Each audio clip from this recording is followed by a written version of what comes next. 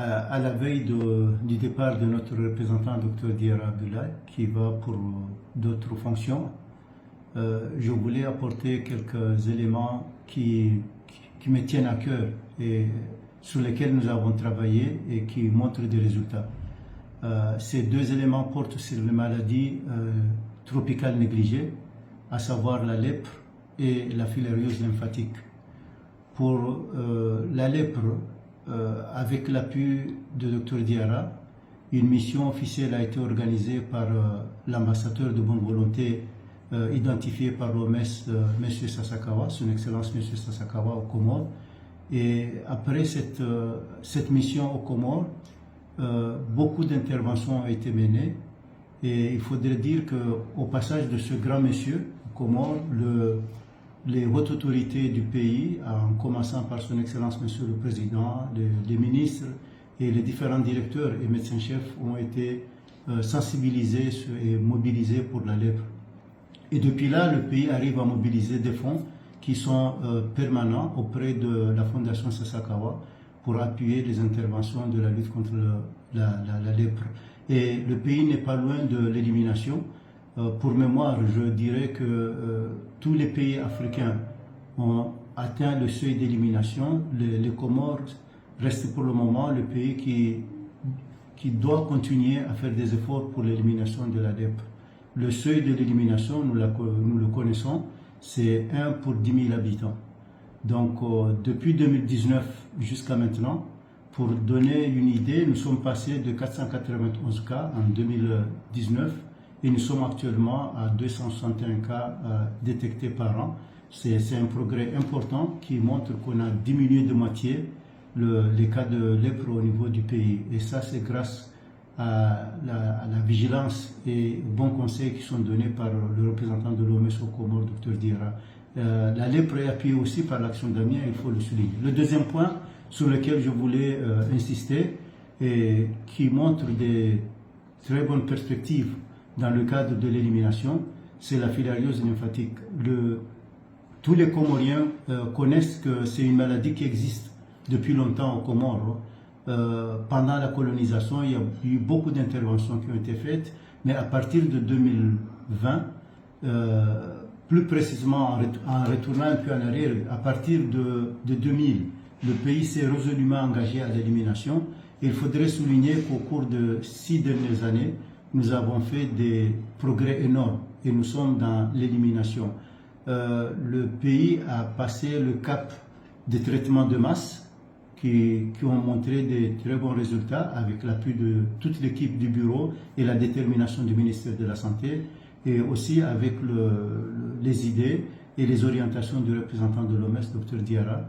Nous avons pu organiser des enquêtes épidémiologiques que nous appelons communément PRETAS et des enquêtes d'évaluation de la transmission de la maladie que nous appelons des enquêtes TAS. Et ces deux types d'évaluation montrent que nous sommes sur la bonne voie et que le pays pourrait éliminer la filariose à partir de 2027 après la documentation qui sera établie.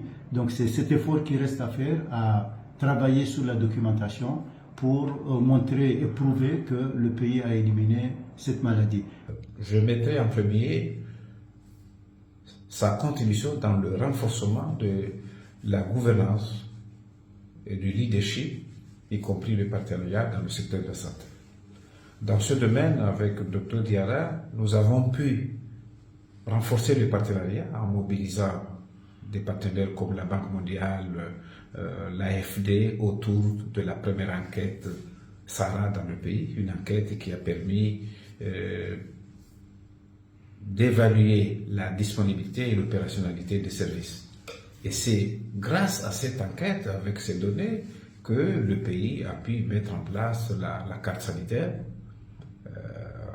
a pu élaborer le nouveau cadre organique, les textes de mise en œuvre du Code de la santé, le Code de la santé qui a été élaboré par le ministère, mais il y a aussi, avec les analyses que nous avons faites dans le cadre du système de santé, ça nous a permis d'élaborer le plan national de développement sanitaire en cours, et puis la nouvelle politique nationale de santé qui s'est orientée vers les soins de santé primaire, nous avons eu pour la première fois en tant que pays un plan qui a été endossé par 3 départements ministères, c'est celui du plan national de prévention et de lutte contre la résistance aux antimicrobiens. Nous avons dans ce domaine toujours le cadre réglementaire pour le système de formation sanitaire qui a été aussi introduit dans ce domaine et peut-être, je dirais, la mise en place, le projet, parce que nous avons appuyé le pays à élaborer un projet de mise en place d'une faculté de médecine et que nous attendons, qui est une priorité déclarée par le pays. Donc on attend la mise en œuvre. Et puis bon, dans ce domaine du partenariat, parce que pour réussir tout ça, dans ce partenariat que je venais de citer, nous avons pu mobiliser 300 000 $ pour cette première enquête. Et dans le politique de renforcement du partenariat, nous avons, en tant que bureau, grâce au Dr Diarra, nous avons pu créer un poste de External Relations and Partnership, c'est-à-dire un collègue chargé du partenariat, des relations extérieures et de la mobilisation de ressources. En deuxième activité majeure, ou bien réalisation majeure, nous allons noter le renforcement de la gestion des données et des innovations pour contribuer à l'amélioration de la couverture sanitaire universelle. Le pays a dans ce domaine élaboré une stratégie nationale de santé numérique. C'est dans ce domaine, parce que tout à l'heure je venais de le dire, et ça contribue au renforcement du système de santé, nous avons la loi portant cadre et organisation du système de formation sanitaire, qui est très important, qui aujourd'hui, tous les partenaires s'en servent et pour exactement renforcer le système d'information sanitaire du pays. Dans ce domaine, pour la première fois, le pays a pu mettre en place, et c'est déjà fonctionnel, grâce à la contribution de l'OMS et d'autres partenaires, la mise en œuvre de la plateforme DHS2 qui permet aujourd'hui de disponibiliser des ressources. Dans ce domaine, nous avons apporté de l'expertise technique, mais aussi des matériels et des équipements informatiques qui permettent aujourd'hui de se connecter dans toutes les structures de santé. Une des plus importantes dans ce domaine et qui facilite aujourd'hui l'amélioration de l'accès, que ce soit pour les données ou les actions de prestation de services, c'est la dotation des niveaux centrales et régionaux, mais aussi des structures sanitaires, de certains équipements ou bien d'équipements de vidéoconférence qui permettent aujourd'hui, et ça nous a servi beaucoup, surtout pendant la période de la Covid, et on ne pouvait pas bouger, ça a permis au renforcement des capacités, on pouvait rester chacun dans son bureau et puis suivre des formations au niveau de Genève, au niveau de Brazzaville ou dans d'autres pays. Voyez, donc, ces plateformes aujourd'hui servent de relais, parce que dans chaque structure, on va arriver même à toutes les structures, y compris les 17 centres de santé, parce que des équipements sont déjà sur place pour continuer ce même effort. Donc, je crois que là, dans ce même domaine, le bureau, avec les orientations du VR, a pu recruter un cadre international de niveau P2 qui s'occupe des informations stratégiques. Un troisième volet, qui n'est pas le moindre, c'est celui de l'amélioration de l'environnement et du cadre de gestion du financement de la santé. Le bureau, avec les orientations du Dr Diarra, a pu aider le pays à faire une analyse de l'efficacité et de l'efficience interprogrammatique. Une analyse sur les flux financiers du secteur de la santé. Et cela a permis non seulement de disposer d'une stratégie nationale de financement de la santé, sur la base de laquelle nous avons avancé avec d'autres partenaires comme l'AFD vers les documents et les stratégies de mise en œuvre de la couverture sanitaire universelle comme étant une priorité du pays. Donc, dans ce domaine, vous savez que toutes les décisions en matière de financement doivent se baser sur des données fiables. Et nous avons appuyé l'élaboration des comptes nationaux de la santé, corriger celles de 2011 et élaborer ceux de 2015 et 2019. Et en ce moment même, le bureau est en train d'appuyer un processus d'élaboration des comptes 2020, 2021, 2022 et 2023 pour pouvoir entrer dans la dynamique de l'approche qu'on appelle aujourd'hui la méthodologie N-1, c'est-à-dire chaque année, comme nous sommes en 2024, mais nous assurer que les comptes de 2023 sont élaborés. Et encore pas de moindre, nous venons de former 2 hauts cadres du ministère de la Santé sur l'outil de budgétisation et de planification qui a été élaboré par l'OMS et la Banque mondiale, et il vient d'être formé au Burkina Faso, notamment à Bobo-Dioulasso. Bon, nous sommes avec le docteur Diarra, ça fait presque 6 ans que nous sommes ensemble. Nous avons pu réaliser beaucoup de choses au niveau du bureau.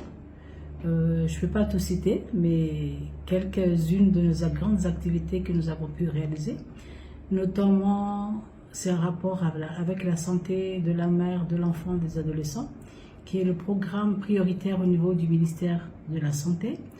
Donc durant cette période, nous avons pu faire une grande évaluation de ce programme, qui est un programme qui comprend tout le cycle de l'individu, depuis la grossesse, la naissance, l'adolescent, jusqu'à la vieillesse.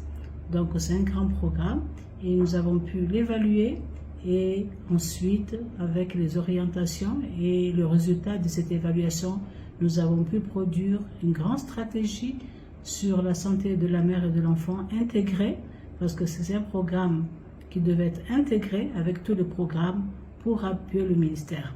Donc ce programme couvre la période 2003-2007.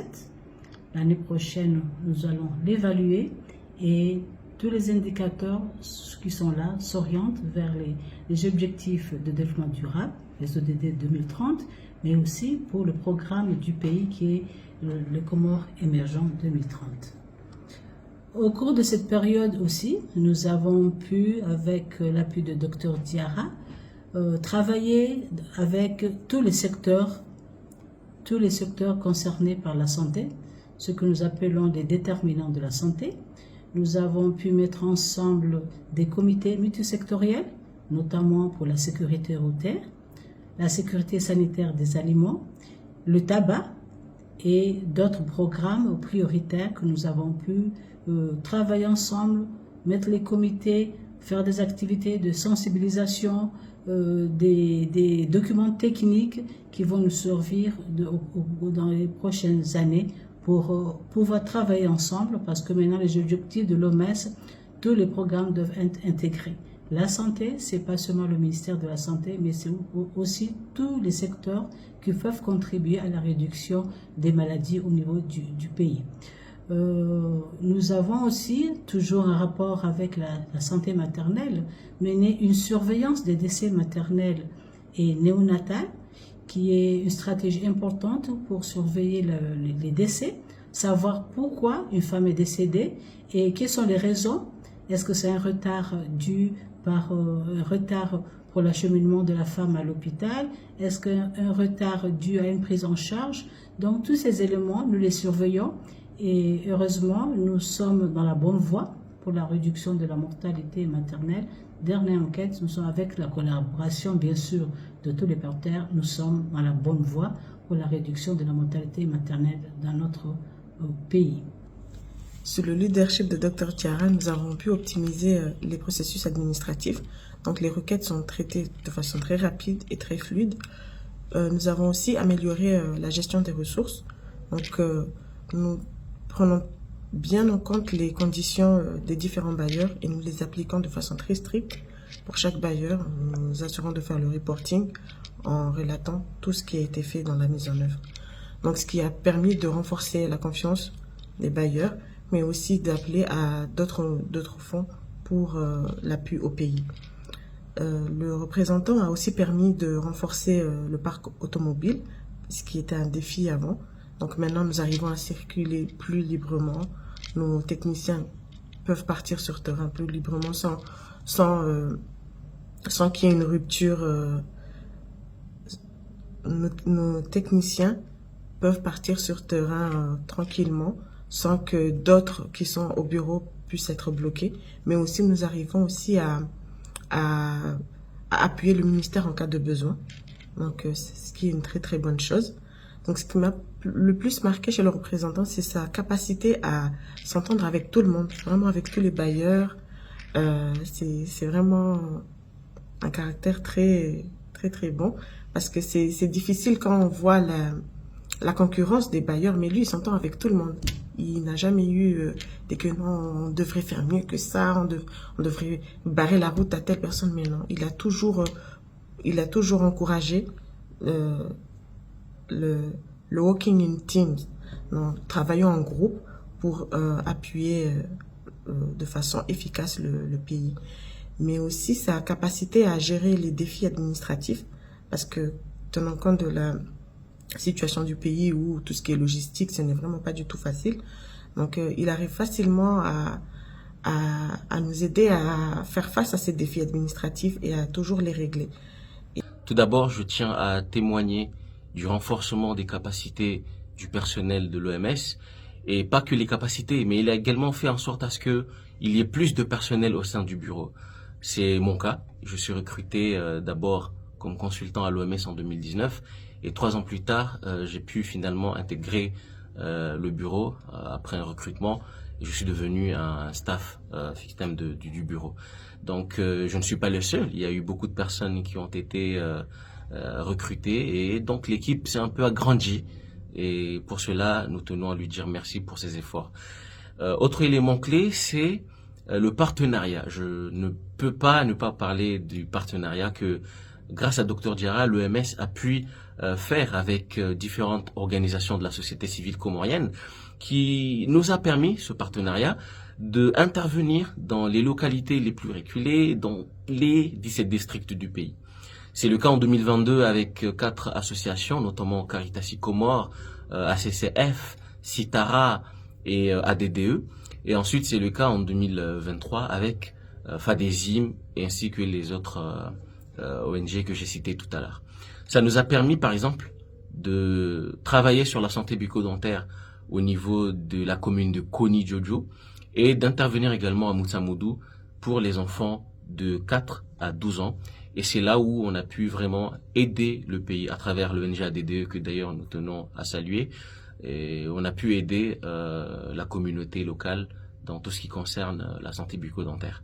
Ça, c'est un point positif qui vient de ce partenariat, et d'ailleurs une initiative qui est née du DG de l'OMS, qui a eu écho et qui a été relayée par la directrice régionale, et dont Dr Diarra, avec le ministère de la Santé, ont pu ensemble se mettre d'accord pour voir les organisations de la société civile que je viens de citer, afin qu'elles puissent intervenir sur le terrain au profit de la population. Avec Dr Diarra, en fait, on a eu à vivre beaucoup de stress et beaucoup de travail aussi en même temps. Avec lui, on a eu à survivre à Kemet, suivi de la rougeole, l'épidémie de rougeole, surtout dans l'île de Ngazidia. Avec lui, on a suivi la Covid tout entière. Avec lui, on a suivi le choléra. Et c'était des choses qui se suivaient vraiment année par année, on dira. Et dans tout ça, comme on le sait, les urgences étant mon programme particulier, et on a eu à subir tout le stress des urgences, mais aussi la continuité des services qu'il fallait maintenir avec lui. Et dans tout ça, il a su quand même remonter ou rehausser la confiance en nous-mêmes. C'est-à-dire, il nous a tiré. Lui, il a vécu dans beaucoup de pays où il y avait les urgences un peu partout, où il était afro. Donc, il savait comment gérer tout ça. Nous, en tant que pays insulaire, on n'a pas eu à suivre beaucoup d'épidémies en tant que tel. Donc, c'est lui un peu qui nous gérait et nous dirigeait en disant jusqu'où on pouvait aller ou jusqu'où on ne pouvait pas ne pas s'arrêter. Et ça nous a vraiment rehaussé. Je pense que toute l'équipe OMS actuellement du bureau Comores pourra être capable, je dirais, s'ils sont déployés quelque part ou s'ils doivent aller travailler quelque part, affectés ou autrement, ils pourront vraiment relever la barre et on n'a pas du tout à avoir peur d'aller vraiment à l'extérieur. Donc avec Diarra, moi je dirais de mon propre niveau, j'ai eu plus confiance en moi. Il a su vraiment me montrer que je pouvais aller au-delà de ce que je pensais être mes limites. Et on a aussi eu à voir comment dans tout ce stress-là, dans ces années-là, ces 6 ans qu'on a passé ensemble quand même, il a su comment nous encourager. Il a toujours été disponible pour nous. Sa porte était toujours ouverte, matin, midi, soir, même la nuit on pouvait l'appeler. Lui-même, il savait aussi qu'on avait nos familles, il avait marqué ses limites, mais au-delà de nous, on pouvait toujours le joindre à tout moment. Donc il avait vraiment cet esprit-là que moi j'ai beaucoup apprécié. À n'importe quel moment, il suffisait juste de lui écrire « Est-ce que je peux vous appeler ?» Il était tout le temps disponible. Et comme on dit, le stress, hein, on a des cris de cœur, on a des sautes d'humeur, mais on savait aussi qu'on pouvait compter sur lui pour se rassurer que notre mental, qui est aussi un bien-être parmi les objectifs de l'OMS, notre mental est toujours assuré. Il savait nous dire stop, hola, reposez-vous, on reprend dans quelques jours, mettez le paquet pour vous reposer ce week-end ou cette semaine et puis vous revenez en bonne forme. Donc ça, c'est des choses que lui, il savait vraiment gérer. Il prenait soin de nous, je dirais, parce qu'il connaissait à quel moment on pouvait se surpasser. Donc il pouvait vraiment nous mener la barre haute, mais il pouvait aussi dire stop, arrêtez-vous un peu, prenez du souffle et revenez en force. Ce que j'ai constaté, en tout cas de lui, il est très persévérant dans le suivi des dossiers. Quand on commence un dossier avec lui, il faut aller jusqu'au bout. Ça, c'est une des choses que j'ai beaucoup apprécié avec lui. Ce n'est pas donné à tout le monde d'avoir un suivi régulier de ce que nous faisons, ou même de nous-mêmes, hein. Mais lui, il était toujours là pour dire on avait commencé telle chose, où est-ce qu'on en est, pourquoi ça n'a pas marché, qu'est-ce qui fait que ça n'a pas marché, où est-ce qu'il pouvait aider et pas. Et il y avait aussi le fait qu'il était très à l'écoute de tout le personnel et de l'équipe. Et je sais qu'il nous a aussi beaucoup protégés et beaucoup défendus, je dirais, que ce soit avec les niveaux de l'OMS ou même au niveau des autres partenaires du ministère. Il a toujours été un rempart pour nous. Et ça, je le remercie beaucoup, parce que sinon, on aurait eu beaucoup de bousculades, je dirais, vers l'extérieur ou vers l'intérieur. Donc, je pense que moi, je me dis fière de nos résultats que nous avons eus avec Dr Diarra. On a eu de bonnes choses, vraiment, qu'on a eu à partager avec lui. Moi, de mon côté urgence, en tout cas, j'ai eu de bonnes choses que je peux partager avec lui. Et comme je l'ai dit, hein, les urgences, c'est toujours le stress, mais il a toujours su nous ramener à un standing normal. Voilà ce que je peux dire de notre collaboration, de notre chef, Dr Diarra. Dans le cadre des relations humaines que nous avons eues, que j'ai eu personnellement avec Dr Diarra pendant cette période, je dirais c'est son esprit d'ouverture, sa bonne collaboration et l'esprit d'ouverture qu'il a toujours manifesté envers ses collaborateurs.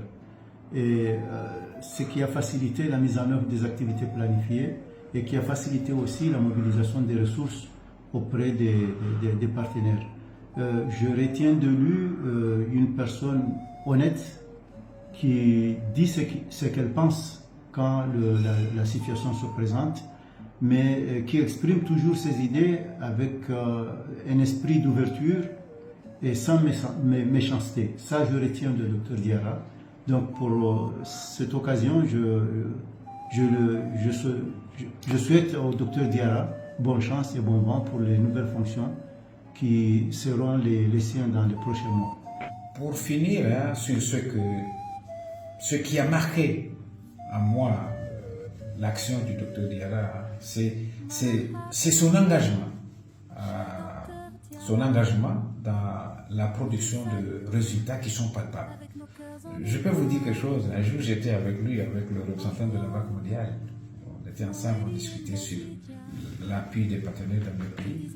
Et le Dr Diarra disait que ce qui lui fera mal un jour, ou bien son regret un jour serait de quitter le pays sans avoir impacté le système de santé. Et ça par rapport aux appuis des différents partenaires sur place. Et je crois qu'il ne va pas regretter parce qu'il a pu